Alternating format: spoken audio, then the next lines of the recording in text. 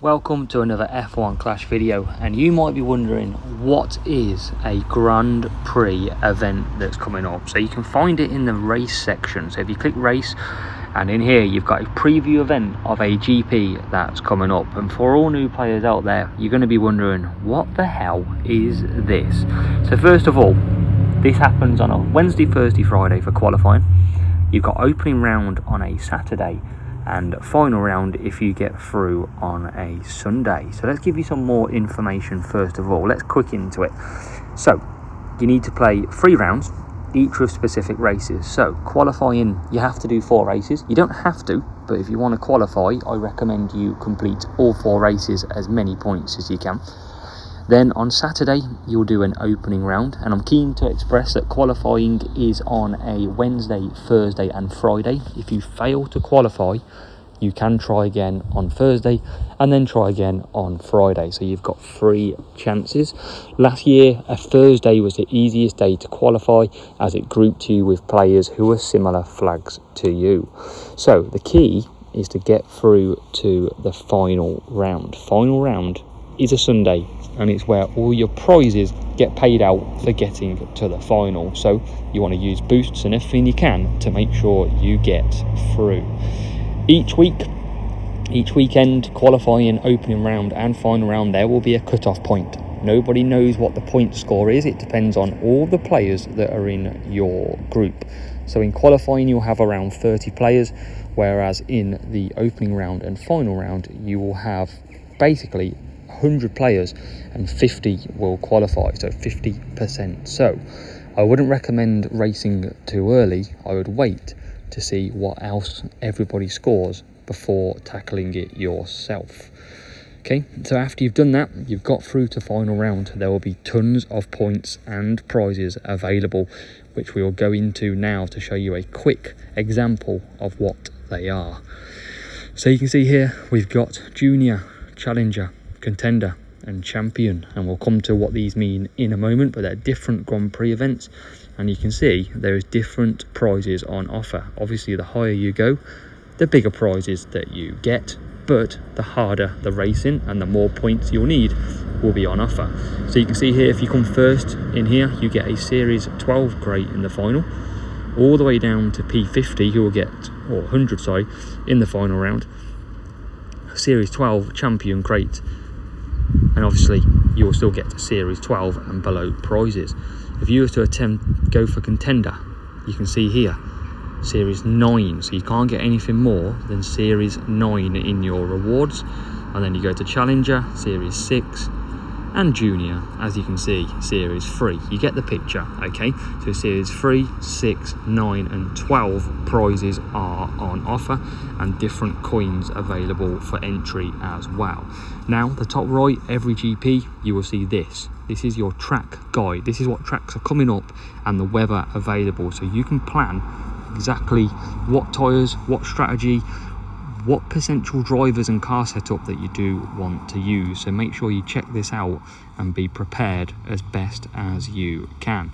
There's no surprises when it comes to that. So there's some big rewards on offer, especially in Series 12. So first of all, let's get into exactly what level of difficulty these may be. So if you want to enter the Junior GP event, so the Junior category, then your minimum weekly league, which you can find on your home F1 Clash screen at the very top right using the charts, bar chart tab, then you will need to be in either Junior 1, 2 or 3 at the very minimum to unlock the Junior GP. Now, you will be facing potentially up to Series 3 AI, so the computer is going to be Series 3 level. So if you are doing well in Series 3 or pushing for Series 3, this might be a very good GP for you to enter. We've then got the Challenger GP. So if you want to be entering Challenger GP, you need to be in the minimum of a Challenger weekly league position. You can be above that as well, and it is going to be a case of you will be facing up to Series 6 AI. If you want to enter the Contender GP, then a minimum weekly league requirement of Contender is needed, and obviously you'll be facing then up to Series 9 AI, so it's good to judge where you exactly sit. And then we have the Champion GP. So this is where you want to end up at some point in the game. One of the best ones you can get because of the prizes on offer. And this Champion requires at least Champion, Legend or Super Champion weekly league position. And you will be facing the very best in the Series 12 AI. One thing that you might see when you do GP is down in the bottom you've got some featured assets. So these featured assets are each week Hutch decide what they want to do, and you get a stat increase for certain parts or drivers. So Logan Sargent, Essence, the Scout and Phantom are all going to get a 10% stat increase. That's 10% on every single stat. So even if these weren't your best drivers, they could now become your best drivers and parts. So these will only be live during the event. You can use them outside of GP as well with the increase. So you need to be, when GP launches on Wednesday, you need to be checking to see if these are now suddenly your best parts and drivers. After each GP you will be given a medal. So obviously no medal as of yet in the stats. You might be wondering what these are, but if I click the Hall of Fame 2022, look at medals, you can see this represents where you finish. So we've got some winners of Champions medals, we've got some P2s, P3s, some top 10s, we've got some contender, and it's really a place to show off the best medals that you have got over the season. Have the edge over your friends and your club rivals or mates. So how is your qualifying position calculated then? So your car stats of speed, cornering and reliability, as well as your driver's qualifying stat, is calculated to give you the optimum qualifying position where you'll start. This will depend on the series you're entering, so Junior, Challenger, Contender and Champion. So there's no exact you're going to start P7 or P8. The recommendation from myself is to play the series you're entering if possible, and you will then be able to work out roughly what position you do qualify, but increase these stats to get a better qualifying position.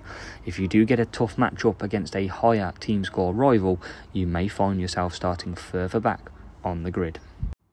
So here is the recommended team score advice given by Hutch. So if you want to be playing Junior, it's pretty much any team score.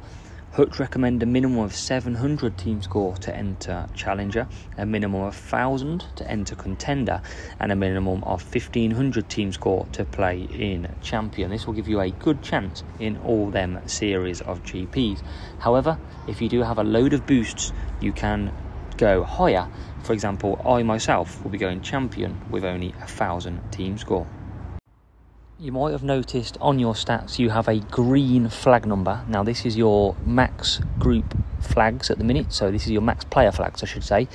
Now when you come to GP, especially in opening round and final round, you'll be matched with similar players in that flag count. So if you have 1000, you could match maybe anywhere from 1000 to 1500. Nobody knows the exact ranges yet, but you will expect to see similar flag opponents in your GP group, so you might want to watch what flags you do go to.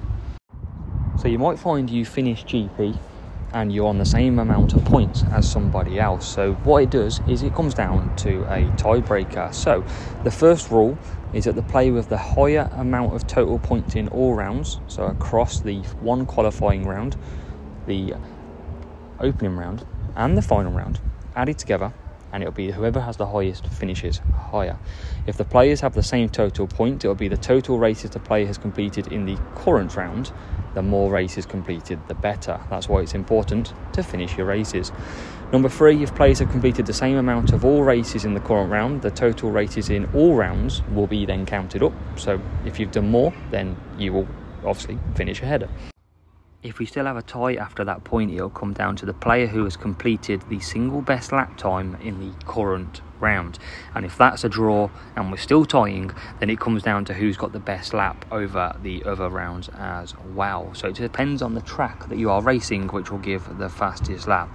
If all that still results in a tie, then you will share the position. So that is the basics of F1 Clash GP event covered for you, and hopefully you can learn a lot from that. If you want to find out more information, and first of all, for example, top right is your weekly league position, but if you want to find out more information, you need to go top left, click settings, click help and support, and then go to Grand Prix Events, and all your questions and FAQs that you might have are all answered in here. So give these a read, get prepped, because GP is about to begin.